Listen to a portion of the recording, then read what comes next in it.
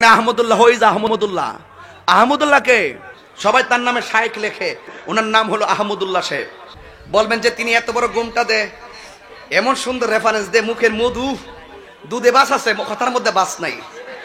এমন বুবা শয়তান, এমন বুবা শয়তান, একেবারে জাহেল। এই আহমদুল্লাহ হলো পাবলিককে ধোঁকা দিয়ে বোকা বানায়। বেটা যত বড় হুজুরি হোক, আহমদুল্লাহর গনার টাইম আমরা আছে।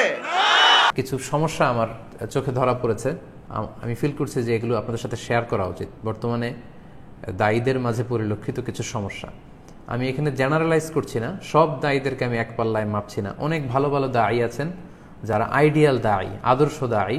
আমি নিজে তাদেরকে ফলো করি, তাদের কাছ থেকে অনেক কিছু শিখি, তাদের আলোচনা শুনি। আমি জেনারেলাইজ করে সবাইকে এক পাল্লায় আনছি না, কিন্তু আমার কাছে কেমন যেন মনে হচ্ছে এই সমস্যাগুলো বর্তমানে দাওয়া অঙ্গনে প্রকট হারে দেখা দিচ্ছে। এক নম্বর যেটা আমার কাছে ফিল হয়েছে, সরি টু সে, সেটা হচ্ছে অনেক দায়ী ভাইদের মধ্যে আমার মনে হচ্ছে যে ভাইরাল হওয়ার একটা মানসিকতা এটা এটা দেখা যাচ্ছে নানাভাবে। এটা আমরা দেখতে পাচ্ছি যে কি করে ভাইরাল হওয়া যায়, কি করে পপুলার হওয়া যায়, এটা নিয়ে একটা অসুস্থ প্রতিযোগিতা শুরু হয়েছে আমাদের অনেকের মধ্যে।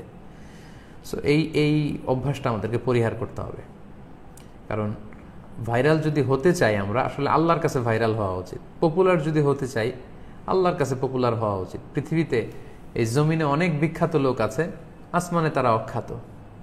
আর এই জমিনে অনেক অখ্যাত লোক আছে যারা আসমানে বিখ্যাত।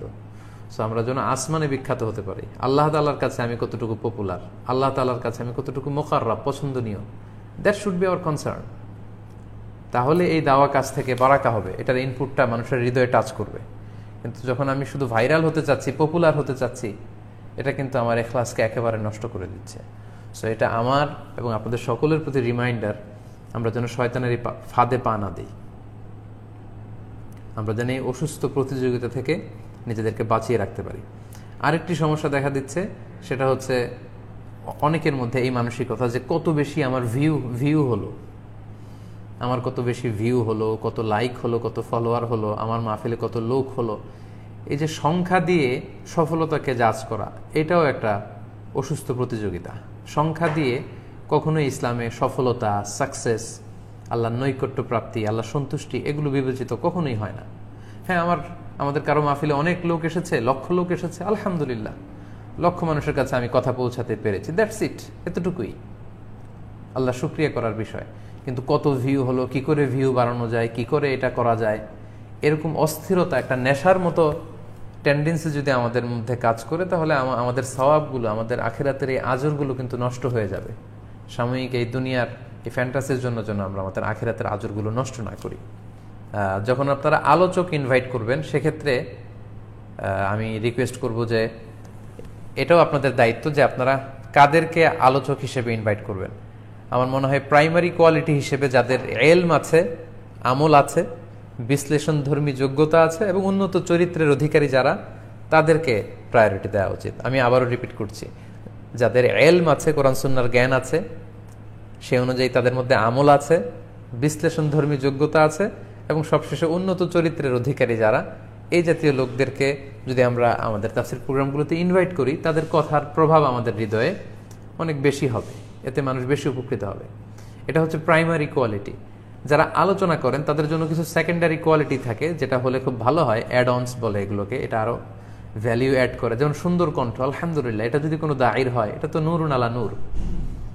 সম্মোহনী শক্তি, যার কথা শুনে মানুষ আকৃষ্ট হয়, বা শ্রোতা ধরে রাখার ক্ষমতা বা কৌশল, এগুলো যাদের জানা থাকে, এই কোয়ালিটিগুলো যদি থাকে, সুন্দর কণ্ঠ, সম্মোহনী শক্তি, শ্রোতা ধরে রাখা বা আসর জমানোর কৌশল, বিশাল অডিয়েন্সকে ধরে রাখার মতো কৌশল, এগুলো যদি দায়ের মধ্যে থাকে, তাহলে এটা হচ্ছে এক্সট্রা কোয়ালিটি, আলহামদুলিল্লাহ, যেটা আল্লাহ তাআলা সবাইকে দেন না। যাদেরকে আল্লাহ তাআলা দিয়েছেন তারা সৌভাগ্যবান। সো এগুলো যদি থাকে, তাহলে তো নূরুন আলা নূর, এর চেয়ে সুন্দর আর হয় না। কিন্তু আমাদেরকে প্রাধান্য দিতে হবে এলেম আছে কিনা, আমল আছে কিনা, বিশ্লেষণধর্মী যোগ্যতা আছে কিনা এবং উন্নত চরিত্রের অধিকারী কিনা। এখন ধরেন একজন আলোচকের অসাধারণ কণ্ঠ, সম্মোহনী শক্তি, মাঠ গরম করতে পারে, মাঠ জমা রাখতে পারে, এখন তার নাই এলেম, নাই আমল, নাই বিশ্লেষণ করার ক্ষমতা, অ্যানালাইসিস করার ক্ষমতা, না আছে ভালো উন্নত চরিত্রের অধিকারী সে। ফলে এই ধরনের শুধু কণ্ঠ দেখে, শুধু মাঠ গরম করা বা শ্রোতা ধরে রাখার কোয়ালিটি দেখে যদি আমরা আলোচককে ইনভাইট করি, তাহলে দেখা যাবে যে এটার যে ইনপুট হবে এটা হবে বিধ্বংসী, ভয়ঙ্কর। এবং এটাই সমাজে হচ্ছে এখন বেশিরভাগ ক্ষেত্রে। সো অর্গানাইজিং কমিটি যারা আছেন তারাও এই দায়ভার থেকে একেবারে মুক্ত নয়, তাদেরকেও এই বিষয়গুলো খেয়াল রাখা উচিত। নিয়ম মেনে প্রশাসনের অনুমতি নিয়ে প্রোগ্রাম করা, যোগ্য পোটেনশিয়াল কারিশমাটিক দায়ী যারা আছে তাদেরকে ইনভাইট করা, যাতে করে তাদের কথা শুনে মানুষ উপকৃত হতে পারে, এবং এই আল্লাহর সন্তুষ্টির জন্য করবার চেষ্টা করা। দায়ীদের জন্য সর্বশেষ কথা হচ্ছে, ভেরি সরি টু সে, আমি সাধারণত এই বিষয়টা নিয়ে কথা বলতে খুবই বিব্রত বোধ করি, অস্বস্তি বোধ করি, এবং এইসব বিষয় নিয়ে আমি সাধারণত কথা বলি না, এগুলো আমার কমফোর্ট জোনের বাইরে। কিন্তু ইদানিং প্রায় এগুলো শুনছি বিভিন্ন জায়গায়, এবং যেটা খুব খারাপ একটা অবস্থা ধারণ করছে সেটা হচ্ছে দাঈল আল্লাহ হিসেবে যারা তাফসিরের ময়দানগুলোতে যান, তাদেরকে আলোচনা শেষে তাদেরকে অনারিয়াম দেওয়া হয়, সম্মানী দেওয়া হয়। আলহামদুলিল্লাহ, এটা জায়েজ, এবং আমরা সবসময় উৎসাহিত করি যারা অর্গানাইজিং কমিটি তারা যাতে আলেম ওলামাদেরকে সম্মান করে। একটা দীর্ঘ পথ পাড়ি দিয়ে ওনারা ওনাদের সময় স্যাক্রিফাইস করে, এনার্জি স্যাক্রিফাইস করে একটা প্রোগ্রামে লেকচার দিতে এসেছেন।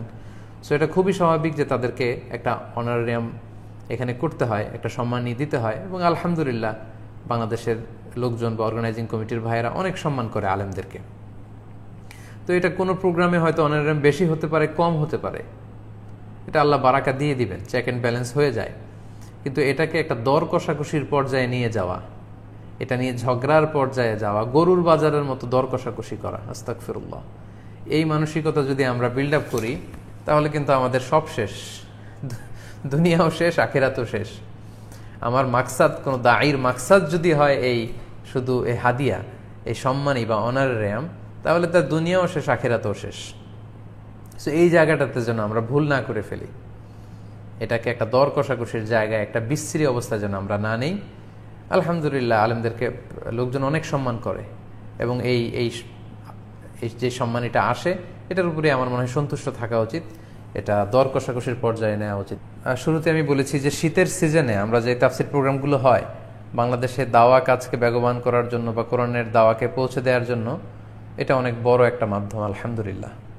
এবং এই তাফসির মাহফিলের মাধ্যমে অনেক বিশাল খেদমত হচ্ছে বাংলাদেশের জমিনে, এবং এই ময়দানটা খুবই উর্বর একটা ময়দান আলহামদুলিল্লাহ। সো এই মহান কাজের সাথে যে সমস্ত অর্গানাইজিং কমিটি জড়িত, আপনারাও এই মহান কাজের গর্বিত অংশীদার, আপনারাও সৌভাগ্যবান। বিভিন্ন মাদ্রাসার উদ্যোগে তাফসির প্রোগ্রামগুলো হয়, অনেক মসজিদের উদ্যোগে, অনেক যুব সমাজের উদ্যোগে, অনেক ইসলামী কাফেলা বা সমাজ কল্যাণ পরিষদের উদ্যোগে তাফসির প্রোগ্রামগুলো হয়। সো অর্গানাইজিং কমিটির যে ভাইরা আছেন তাদেরকেও আমি অন্তরের অন্তঃস্থল থেকে শুভেচ্ছা জানাই যে আপনাদের এই কষ্ট, এই শ্রমের কারণেই কিন্তু কোরআন সুন্নাহর কথাগুলো সহজেই পৌঁছে যাচ্ছে মানুষের কাছে। তো আমি আপনাদেরকেও দাঈল আল্লাহর পাশাপাশি কিছু রিমাইন্ডার, দাঈল আল্লাহ ভাইদের ব্যাপারে যে অবজারভেশনগুলো শেয়ার করলাম, তার পাশাপাশি যারা মাহফিলের অর্গানাইজিং কমিটি তাদের কাছেও আমি কয়েকটি ব্যাপার একটু শেয়ার করতে চাই। সেটা হচ্ছে যারা অর্গানাইজিং কমিটি তাদের মধ্যেও যেন লোক দেখানো মানসিকতাটা না থাকে, শো অফের মানসিকতাটা দায়ীদের যেমনি পরিত্যাগ করা উচিত, অর্গানাইজিং কমিটিরও পরিত্যাগ করা উচিত। অনেক আয়োজক কমিটির এরকম একটা ভাব থাকে যে অনেক বড় প্রোগ্রাম করব, দেখাই দিব আমরা, অমুককে নিয়ে আসবো, লক্ষ লক্ষ লোক হয়েছে, মিডিয়া কাভারেজ হয়েছে। তো এরকম লোক দেখানো মানসিকতাটা আসলে ঠিক না, কারণ আমাদের উদ্দেশ্য হচ্ছে কোরআনের বাণীকে প্রচার করা, আল্লাহর দ্বীনকে প্রচার করা এবং আল্লাহ তাআলার সন্তুষ্টি অর্জন, এটাই হচ্ছে আমাদের লক্ষ্য এবং উদ্দেশ্য। ফলে আমাদের মধ্যে যেন এই টেন্ডেন্সি না আসে যে আমরা দেখাই দিব, পুরো এলাকা আমরা গরম করে দিব, সারা বাংলাদেশকে আমরা দেখাই দিলাম, ওই প্রোগ্রামের চেয়ে বড় প্রোগ্রাম হয়েছে, ওইটার চেয়েও লোক বেশি হয়েছে, এইরকম টেন্ডেন্সি যেন আমাদের না থাকে। যারা আয়োজক কমিটি তাদের কাছে আমার অনুরোধ থাকবে, আপনারা মেহরবানি করে যেখানেই প্রোগ্রামের আয়োজন করেন ওখানকার স্থানীয় প্রশাসনের অনুমতি নিয়ে, তাদের সহযোগিতা নিয়ে প্রোগ্রামগুলো করবেন।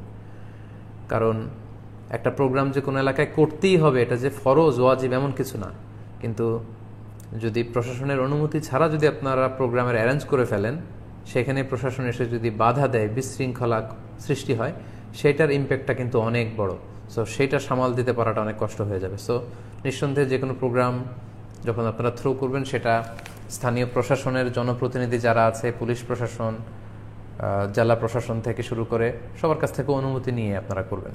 আমি যতগুলো কথা বললাম আল্লাহ তাআলা প্রথমে আমাকে নিজেকে আমল করার তৌফিক দান করুক। সবগুলো কথা আমার জন্য রিমাইন্ডার, পাশাপাশি আমি ব্যক্তিগতভাবে যেটা পার্সোনালি ফিল করেছি আমার প্রিয় তরুণ দাঈ ইলাল্লাহ ভাইদের উদ্দেশ্যে সেটি আমি শেয়ার করেছি। আশা করি কথাগুলো থেকে আমরা সবাই উপকৃত হতে পারবো। আল্লাহ তাআলা আপনাদের সবাইকে ভালো রাখুন, সুস্থ রাখুন, নিরাপদে রাখুন।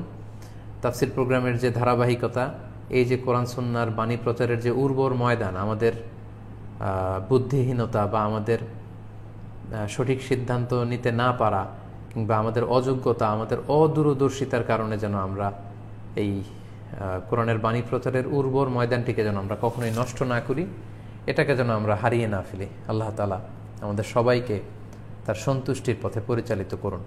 আপনারা সবাই ভালো থাকুন, সুস্থ থাকুন, আল্লাহ আপনাদেরকে ভালো রাখুন, নিরাপদে রাখুন। দোয়া করবেন সবাই আমার জন্য, আমিও দোয়া করি আপনাদের সবার জন্য। আসসালামু আলাইকুম ওয়া রাহমাতুল্লাহি ওয়া বারাকাতুহু।